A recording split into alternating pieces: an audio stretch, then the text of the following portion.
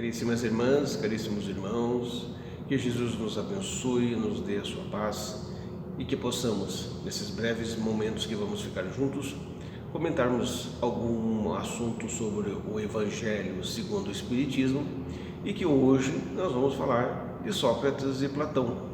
Sócrates e Platão no Evangelho segundo o Espiritismo? Isso mesmo, Allan Kardec vai nos explicar. Mas, antes de começarmos, vamos fazer a nossa meditação, a nossa interiorização, pedindo ao Mestre Jesus, aos bons espíritos, que nos abençoe, nos dê a sua paz, que façam com que o nosso entendimento sobre o assunto a qual nós vamos conversar hoje seja sublimado pelas boas energias da doutrina espírita e que possamos aprender e levar nas nossas vidas práticas tudo aquilo que a evangelização doutrinária espírita nos ensina. Que assim seja.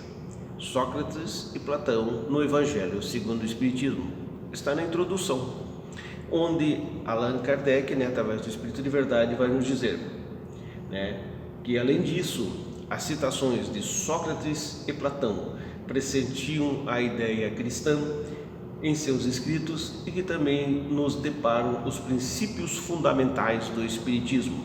Então nós vamos pegar no resumo da doutrina de Sócrates e Platão algumas frases, alguns contextos que eles nos colocaram aqui para que a gente possa refletir sobre eles.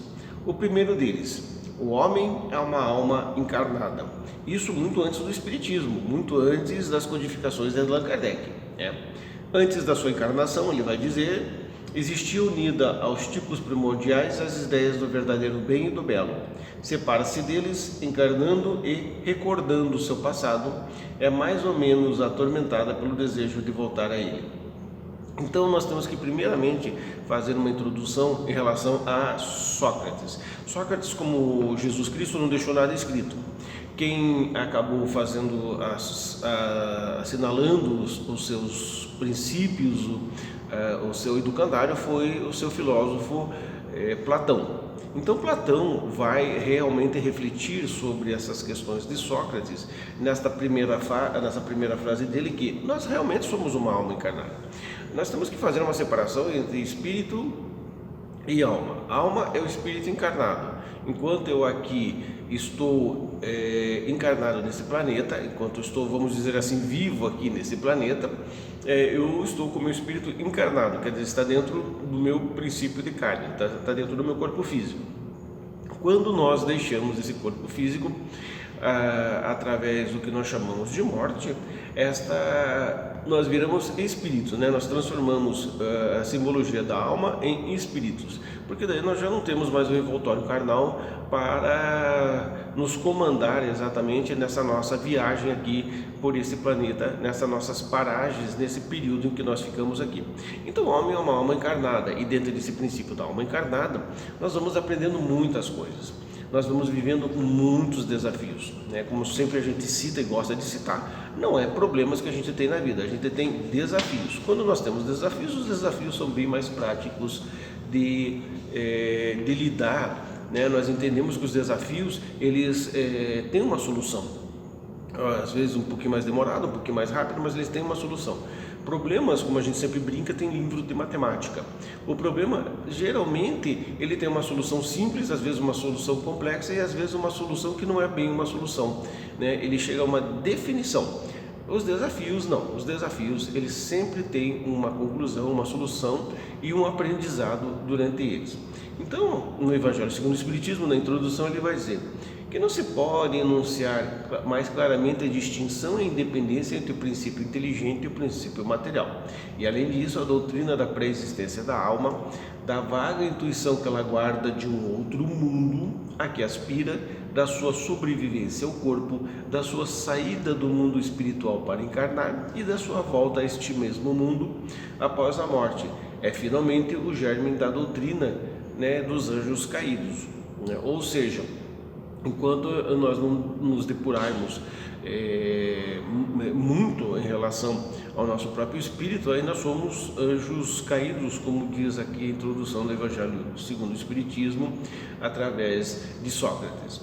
Ele, numa segunda frase, ele diz assim, que a alma se transvia e se perturba quando se serve do corpo para considerar qualquer objeto. Tem vertigem como se tivesse hérbia, porque se prende a coisas que estão por sua natureza sujeitas a mudanças. E é verdade mesmo. Nós vivemos no mundo material, nós precisamos das coisas materiais para sobreviver. Essa câmera que a gente está gravando aqui agora, nesse momento, é um princípio material. Ela é útil, então nós utilizamos ela para uma determinada utilidade. Mas há pessoas que podem pegar justamente essa câmera, um celular, ou seja lá o que for, e filmar coisas que não são nada úteis, que não servem para as pessoas, ou no intuito de transviá-las, ou no intuito de aterrorizá-las, ou uma coisa muito mais útil no intuito de educá-la, de ajudar na sua educação, no seu aprimoramento. Então as coisas materiais têm a sua dualidade. Elas servem tanto para uma coisa boa quanto para uma coisa que não vai ser assim tão útil para as pessoas. Como ele diz aqui, se nós ficarmos somente nas coisas materiais, a alma se transvia, né? A alma se perturba, nós vivemos perturbados. É por isso que nos livros de André Luiz, na psicografia de Francisco Cândido Xavier, o repórter do mundo espiritual, ele nos mostra quantas pessoas ainda ficam presas ao mundo material pelas questões e eles simplesmente se apegaram a isso daí. Não só as questões de dinheiro, mas também as questões de coisas materiais. Por isso que a gente sempre procura colocar muito enfaticamente de que nada é meu. Quando a gente diz o meu carro, a minha casa, o meu televisor, enquanto estamos aqui encarnados, claro, eles nos pertencem, mas quando voltarmos ao mundo espiritual, eles de nada mais nos servem. Eles serviam de veículo para algo útil ou não, né? Enquanto estivermos nesse corpo, ele vai dizer, e a alma se achar mergulhada nessa corrupção, nunca possuiremos objeto de nossos desejos, a verdade. Olha que interessante essa parte, muito interessante. Enquanto estivermos nesse corpo, né, e mergulhados nessa corrupção ele diz assim as coisas materiais, né, a gente nunca vai possuir o objeto dos nossos desejos, que é a verdade. Por isso que Jesus em Mateus ele vai dizer, procura a verdade e a verdade vos será dita. Então, quando nós estamos procurando as coisas espirituais, procurar primeiro o reino dos céus, o resto nos será acrescentado, nós vamos deixando essa corrupção do mundo material, essa corrupção que nós, inclusive, chegamos a imprimir no nosso perispírito, e é por isso que no mundo espiritual há várias regiões onde as pessoas acabam indo, justamente por essa impressão que elas deixaram no perispírito. As pessoas gananciosas, através de dinheiro que exploraram as outras pessoas, vão para zonas um pouco mais escuras, onde lá elas ficam correndo através dos objetos da sua corrupção, né? O dinheiro, as pessoas que exploraram as outras pessoas também nesse mesmo sentido. O inferno de Dante, que é muito citado, né, através do grande escritor Dante Alighieri, ele fala justamente do mundo espiritual na parte mais, nos lugares mais escuros. André Luiz também vai falar muito nesses lugares abismais no mundo espiritual. Por quê? Porque a nossa mente acabou se corrompendo em relação às coisas materiais. Por isso que o nosso princípio espiritual vai aonde estiver a nossa consciência. No livro dos Espíritos é perguntado, aonde está escritas as leis de Deus? Na nossa consciência. Ora, se as leis de Deus estão escritas na nossa consciência, nós sabemos exatamente onde temos e onde podemos ir. Por isso que estamos aqui nos melhorando sempre, né? Ele continua falando, com efeito, o corpo nos suscita 1000 obstáculos pela necessidade em que nos achamos de cuidar dele. Ademais, ele nos enche de desejos, de apetites, de temores, de 1000 quimeras, de 1000 tolices, de maneira que com ele impossível se torna ser ajuizados, nem por um instante. E é verdade mesmo. A gente começa a notar através dos nossos próprios hábitos, né? Se acostumamos demais a comer muitas coisas doces ou que não nos ajudam a nossa vida corporal, a gente se acostuma às coisas doces, criando até inclusive algumas doenças, né? Como a diabetes, por exemplo, né? Se a gente vive muito à mercê da moda, muito à mercê do que o mundo nos mostra, muito à mercê de só valorizarmos o corpo físico e não valorizarmos as coisas espirituais. Por isso que os budistas nos ensinam uma coisa tão bacana, né? Tão bonita, que é o caminho do meio. Nem tanto de um lado, nem tanto do outro, é o caminho do meio. Ou seja, vamos pegar um exemplo, né? É saudável mantermos o corpo físico, claro, é o nosso, né, é o nosso veículo de caminhada por esse planeta. Então nós vamos manter o corpo físico através da alimentação, através de exercícios físicos, no caminho do meio, sem deixar de comer e sem deixar de exagerar. Mas tem gente que exagera, ou muito para o outro lado, fazendo com que o corpo físico se deteriore através de muita gordura, muita coisa, ou então para o outro lado, né? Muita academia, muito exercício, muitos remédios, muita alimentação que só faz com que o músculo cresça. E do que isso adianta? Adianta? Não, só se cria uma condição de moda, né? E aí, para se mostrar o que se tem, se usa roupas cada vez, mais diminutas, não é verdade? Ele também nos fala aqui uma coisa muito interessante.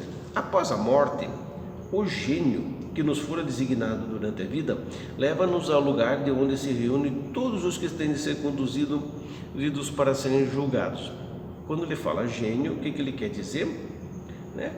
O nosso espírito protetor, aquele que nos foi designado, né, para nos ajudar, para nos incentivar, para nos guiar para os bons caminhos. Então, após a morte do corpo físico, como ele fala aqui, né, nós somos guiados aos lugares que sejam necessários para o nosso reajustamento.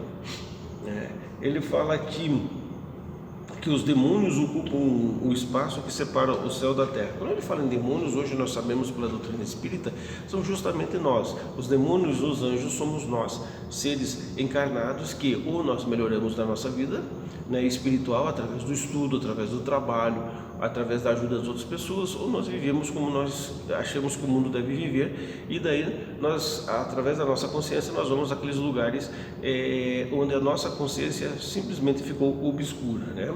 Separam o espaço entre o céu e a terra, ou seja, aqueles que vão aos mundos mais abismais, aqueles que vão um pouco mais ascensionados, né? Constituem um laço que une o grande todo a si mesmo, os dois mundos, né, sempre unidos.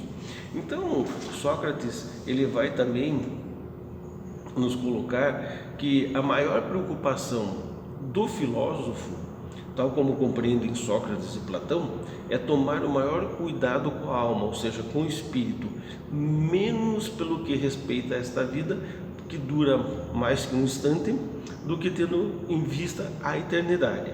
Dizem que a alma imortal, não será prudente viver visando a eternidade? Mais uma vez, os ensinamentos do Cristo, né? Procurai o reino dos céus, o resto vos será acrescentado. Ele não quer dizer que a gente deva viver somente ou unicamente para procurarmos as coisas espirituais. Voltamos ao meio termo da doutrina budista, né? Dos ensinamentos budistas, o caminho do meio.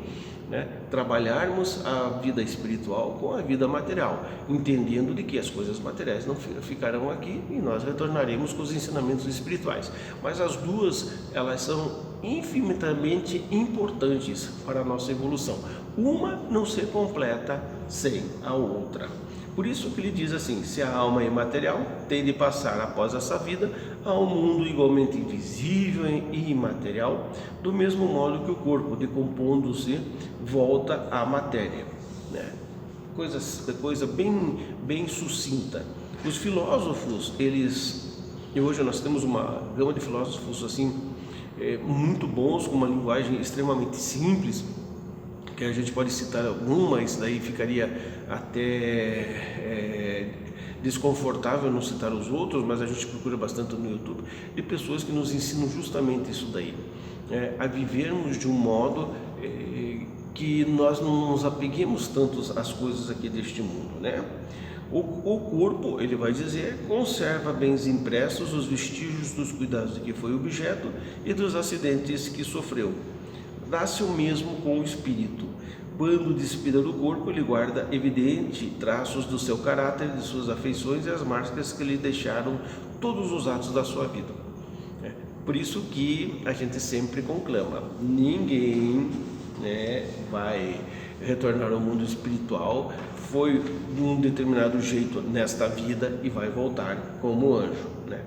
E para terminarmos a nossa conversa de hoje, a última que ele nos diz, né, bem no finalzinho do capítulo: ajuizado serás, não supondo que sabes o que te ignoras. Ajuizado você será, supondo que você sabe aquilo que você não sabe, né?